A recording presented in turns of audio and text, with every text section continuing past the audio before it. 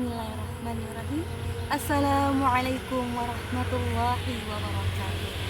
Alhamdulillahirabbil alamin. Wassalatu wassalamu ala asyrofil anbiya'i wal mursalin wa ala alihi wa sahbihi ajmain. Amma ba'd. Puji serta syukur kita kepada Allah Subhanahu wa taala yang telah memberikan kita nikmat kesehatan dan kesempatan sehingga kita dapat merasakan bagaimana nikmatnya di bulan Ramadan. Sahabat cendekia, di bulan Ramadan ini sangat-sangat disayangkan jika kita tidak ada melakukan suatu amalan ataupun kebaikan di bulan Ramadan ini. Karena bulan Ramadan hanya datang satu tahun sekali. Adapun amalan-amalan yang bisa kita lakukan di bulan Ramadan ini, yang pertama tentu saja kita memperbaiki niat puasa kita, yaitu karena Allah Subhanahu wa ta'ala.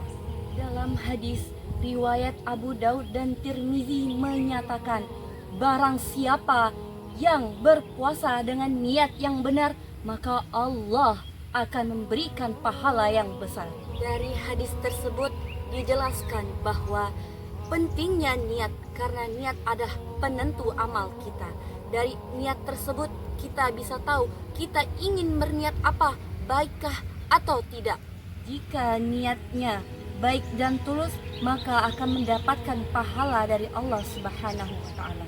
Namun sebaliknya, jika niatnya buruk, maka tidak akan mendapatkan pahala dari Allah Subhanahu wa ta'ala. Yang kedua adalah tilawatul Quran, yaitu membaca Al-Quran.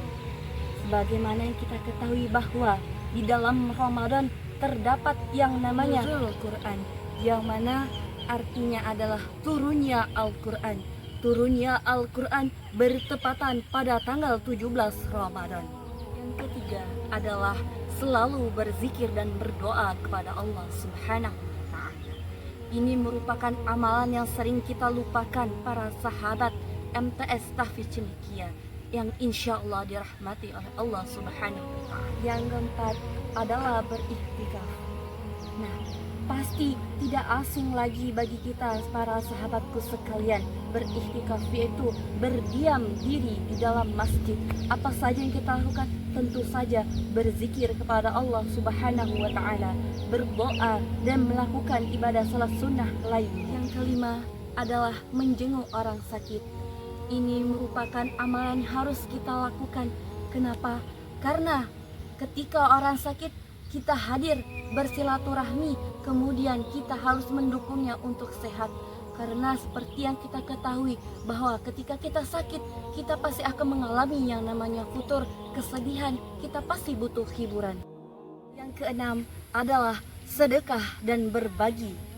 Sahabatku sekalian, sedekah dan berbagi atau menyisihkan rezeki kita tidak mengurangi harta kita, justru menambah harta kita. Harta bukan saja berupa materi, tetapi kesehatan, kebahagiaan dan lain sebagainya.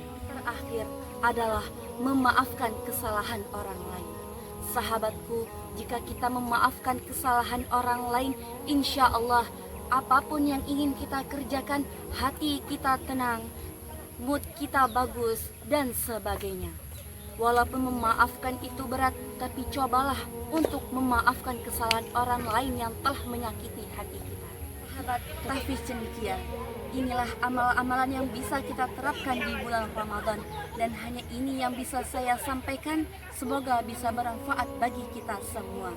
Terima kasih. Wassalamualaikum warahmatullahi wabarakatuh.